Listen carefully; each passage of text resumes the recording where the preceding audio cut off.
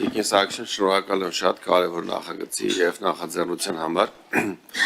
Ես նման առաջարկ նաեւ պաշտպանության նախարարությանն եմ արել, որ մենք աշխատակիցներին գնահատենք եւ ունենանք հստակ գնահատման մեխանիզմներ, ինչը հիմա դուք փորձում եք եւ առաջարկում եք ներդնել ներքին գործերի նախարարությունում։ Ինչու է սա կարևոր, ինչպես դուք նշեցիք, ես էլ շատ դեպքեր գիտեմ, որ օրինակ այն օպեր աշխատողներ, ովքեր որ շատ բացահայտումներ ունեն, ստանում են ավելի ցածր, կներեք էլ այդտեղ որ խանգարում եք։ Այն աշխատակիցները, ովքեր շատ բացահայտումներ ունեն, բայց ինչ-ինչ պատճառներով չեն կարողանում ատեստավորում ստանալ, ստանում են ավելի քիչ աշխատավարձ, քան իր հետ աշխատող մյուս օպերա, ով օրինակ 10 անգամ ավելի քիչ բացահայտում ունի, բայց ատեստավորումը ավելի վարժ հանձնել է։ Ստացվում է ստեղ գնահատման անհավասարություն եւ անարդարություն է իմաստով, որ մարդը օրինակ ծանր հանցագործությունների բացահայտման, սպանություններ ունի բացահայտած, կամ թմրամիջոցների ապօրինի շարժանառության դեպքեր ունի բազմաթիվ բացահայտած, ստանում ավելի ցածր աշխատավարձ, քան մյուս իր ընկերը, ով որ այդքան էլ ջանք չի գործադրում բացահայտումների համար, բայց քննություններից առաջ լավ պատրաստվում ստանում է կրկնակի բարձր աշխատավարձ։ Շնորհակալ եմ ու կցանկանամ, որպեսզի կառավարության մյուս գործընկերների հետ նաև այս փորձը փոխանակվի, որպեսզի հստակ ներդրվի գնահատման համակարգ, որպեսզի բացի ձեր նախարարությունից նաև փորձի կիրառումը տարածենք մյուս նախարարությունների վրա, ինչպես սա արել ենք օրինակ ատեստավորման փուլում, սկսել ենք մի նախարարությունից եւ տարածել մյուս նախարարությունների վրա, այսինքն հստակ չափանիշներ լինեն եւ եթե կարող եք մի քանի բառով ասել, ինչ տարբերություններ է տալու, օրինակ այն աշխատակիցով մի քանի անգամ ավելի շատ բացահայտում ունի, իր աշխատավարձը որքանով է տարբերվելու իր հետ աշխատող նույն հաստիքում գտնվող նույն ստաժ ունեցող մյուս աշխատակցից։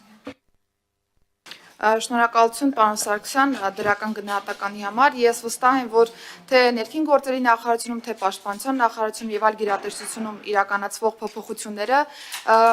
մեկս մյուսի համար վարակիչ կարող են լինել եւ այդպես էլ կան իրականում եւ ես հուսով եմ, որ այս գնահատման համակարգի ձևավորումը կրկին թույլ կտա հասկանալու այլ որ գերատեսչությունում կարող ենք սա իրականացնել եւ հետեւողականորեն գնալ առաջ։ Ինչ վերաբերում է բուն կատարողականի գնահատմանը, այո, ճիշտ եք նշում, որ կարող ենք ունենալ այնպիսի ծառայողներ, որոնք որ պայմանականորեն 3 տարի կարող են չփայլել իրենց վարքագծով, այսինքն լուրջ հանցագործությունների բացահայտմանը որպես այդպիսի լուրջ ներդրում չունենալ, բայց ատեստավորման ստուգարկները հանձնել պատշաճ կերպով, որովհետև պատրաստվելու ժամանակ են ունեցել կամ այնպես են մենեջմենթ արել ժամանակը, որ կարողանան լավ պատրաստվել, բայց մեկ այլ ծառայողը, որ կարող է 3 տարի շատ լուրջ ներդրում ունենալ հանցագործությունների բացահայտման մեջ, բայց ինչ-ինչ պատճառներով կարող է վերջնական ստուգարկները լավ չհանձնել,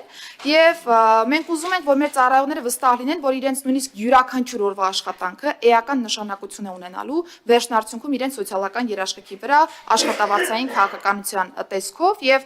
պայմանականորեն, եթե 3 տարվա միջին կատարողականը լինի բարձր, ապա այս պայծրությամբ շատ նախնական դրա 50%-ը կգումարվի ըստ էության ատեստավորման արդյունքներին եւ սրանց հանրագումարը կորոշարկի աշխատավարձը եւ եթե տեսականորեն դիտարկենք այս փուլերը, եթե որևէ մեկը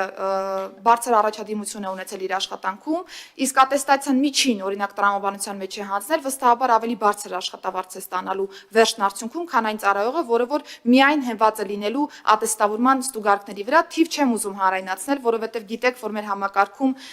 խմբերը, մնացյալ հարցերը տարբեր շերտեր են բացում աշխատավարձային քաղաքականության, բայց գաղափարապես ուզում եմ հստակեցնել, որ այո, եթե անձը ունի լավ առաջադիմություն 3 տարվա ընդհանուր կատարողականի հանրագումարով, ապա ամենայն հավանականությամբ նրա աշխատավարձային քաղաքականությունը ավելի բարձր կլինի այն աշխատակցից, ում մոտ միայն բարձր է հենց ատեստավորման ստուգարկների արդյունքում հանձնված միավորները, եւ ես առիթ օգտագործելով ուզում եմ նշել, որ մենք արդեն իսկ մինչեւ օրենսդրական նախաձեռնությունը բերելը պիլոտավորել ենք հատկապես բարեկային ծառայության կարգախմբերի օրինակով կատարողականի գնահատման մեր ցուցիչները, պայմանականորեն դիտարկել ենք ֆիզիկական եւ կրակային պատրաստականության հետ կապված հարցերը, ուժի գործադրման հիմքով կարգապահական տուժի օրինակ արկայությունը կամ բացակայությունը, կարգապահական տուժի արկայությունը կամ բացակայությունը, առհասարակ արձագանքման արագություն եւ այսպես շարունակ։ Այսինքն առանձնացրել ենք այնպիսի հանգամանքներ, որոնք վերջնարդյունքում մեզ կարող են բնութագիր տալ, թե կոնկրետ կարգախումբը ինչպիսի աշխատանք է տարել եւ ըստ այդմ գնահատել այս կարգախմբի աշխատանքը։ Պիտի նշեմ, որ շուրջ 2500 ծառայողի օրինակով այս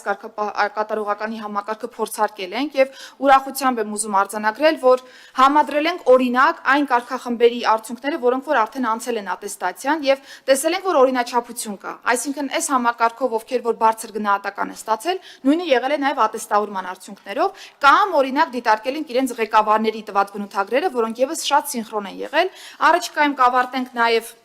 մյուս հենասյունային ուղղությունների մասով կատարողականի ցուցիչների եւ ես վստահ եմ, նորից եմ ուզում շեշտել, որ սա համակարգին նոր շնչով աշխատելու հնարավորություն է տալու, որովհետեւ նախ առաջին հերթին մենք ինքներս հասկանալու ենք այս պետությամբ ինչ իրավիճակ ունենք, այսքան նաեւ բարեփոխումների որոշումների կայացման տրամաբանության մեջ եւ գնալու ենք հետեւողականորեն մեր կատարելագործման ճանապարհով։ Շնորհակալություն Արմեն Խաչատրյան։ Արձագանքի բանկոչ, հա։ Շնորհակալ եմ Տիկին Սարգսյան։ Լուսա։ Դուք դիտարկվում եք։ Տիկին Սարգսյան, շնորհակալ եմ շատ։ Նաև հարցից օգտվելով կցանկանամ մեր մյուս հարցին անդրադառնալ, որը վերջերս քննարկել ենք կառավարության հետ հարց ու պատասխանի ժամանակ կապված հաշվառման քննական բաժինների հերթերի հետ։ Այդ ելույթից հետո ինձ մի շարք քաղաքացիներ են գրել եւ ասել են, որ ցանկանում են իրենք արտահերթ քննության համար վճարել եւ սեղմ ժամկետում հանձնել արտահերթ քննություն, բայց չեն կարողանում գրանցվել, որովհետեւ կայքում խնդիրներ կան։ Ու ես էլ եմ փորձել մի քանի ՀԿԲ-ներում, Երևանում եւ այլ տեղերում խնդիրներ է առաջանում։ Կխնդրեմ սրա վրա ուշադրություն դարձնեք, որովհետեւ մենք դրա մասին հայտարարում ենք, որ 11000-ից ավել քաղաքացի օգտվել այս հնարավորությունից, չի սպասել 6 ամիս վճարելա եւ անմիջապես ստացել ավարտական վկայական, մեր մյուս քաղաքացիներն են ցանկանում օգտվել։ Եվ մյուս մտահոգությունը, մյուս քաղաքացիները ասում են հետեւյալը, ասում են ձեր այս համակարգի շնորհիվ ճիշտ է ավել գումար է գեներացվում, բայց մեր հերթերն են հետ ընկնում, այսինքն այն անձինք, ովքեր չեն վճարում, իրենց հերթերը հետ են ընկնում արտահերթների հաշվին, ու այս մասով կցանկանամ, որպեսզի իրականում իմ առաջարկը մի անգամ էլ հնչեցնեմ, մենք ունենք լուրջ մեծ մարզեր, օրինակ Լոռին, Տավուշը, որտեղ ունենք 250,000-ից ավել բնակչություն, բայց ընդհանրապես մեկ հաշվառման քննական մեքենա։ Սրա հետևանքով բնականորեն հերթ է առաջանում։ Այն գումարը, որը գեներացվել է արդեն մեր քաղաքացիներից, ես ցանկանում եմ վերադարձնենք մեր քաղաքացիներին, այսինքն մեքենայի տեսքով վերադարձնենք հաշվառման քննական բաժնում ոչ թե լինի 1, այլ 3-4 մեքենա, որպեսզի մենք մեր քաղաքացիները, ովքեր որ վճարում են սահմանված 3000 դրամ եւ ոչ ավելին, ասենք, տեսեք, այս ավել գումարի շնորհիվ մենք շատացեցինք մեքենաները, աշխատողների աշխատավարձ բարձրացրեցինք, հաստիկներ ավելացրեցինք, սրա հաշվին դուք ոչ թե կսպասեք 6 ամիս, այլ կսպասվեք օրինակ 1 շաբաթ կամ 2 շաբաթ առավելագույնը։ Այսինքն մենք փորձենք մաքսիմալ լավ ծառայություն մատուցենք մեր քաղաքացիներին։ Ինչու՞մն է ներքին գործերի նախարարության առանձնահատկությունը մյուս կառույցներից տարբերվում, որովհետև առաջնային օղակն է, երբ պետությունը, իշխանությունը շփվում է քաղաքացիների հետ, ու հաճախ երբ իրենք բախվում են հերթերի անհարմարությունների, դժգոհություն անմիջապես գալիս է գործող իշխանությանը, թե քաղաքական ուժին, թե վարչապետին, որովհետև մարդիկ շատ հաճախ պետության հետ չեն առնչվում։ Առնչվում են մենակ երբ բարեկային կանգնացնում, երբ անձնագիր պետք է թարմացնել եւ երբ վարորդական են ուզում հանել։ Եթե շինարարությամբ զբաղվում է քաղաքապետարանի, դա այլ հարցեր է, բայց մեծամասամբ պետության իշխանության հետ այլ ոլորտներում չեն առնչվում։ Ու մենք ստեղ պետքա լավագույնս հանդես գանք, շփիտով, որակով սպասարկենք, ոնց որ օրինակ բանկերում, մասնավոր ընկերություններում ինչպես է քաղաքացին ներս է մտնում, բարև ձեզ համեցեք, սուրճ կցանկանաք, ձեր հերթեսա կմոտիկան, այսինքն այդ բարի համբույր սպասարկում, եթե մասնավոր կառույցներում ստանում են մեր քաղաքացիները, նույնը ստանան նաև պետական ապարատի հետ ու պետության հետ առնչվել է, շնորհակալ եմ։ Տիկին նախարար, բնականաբար այսօրվա քննարկվող հարցի շրջանակում չի պարոն Սարգսյանը իր նախկինում հնչեցրած բարեհամբույր ուրեմն մոտեցումները կարծում եմ մենք շարունակաբար կներդնենք, ենթադրում եմ, հա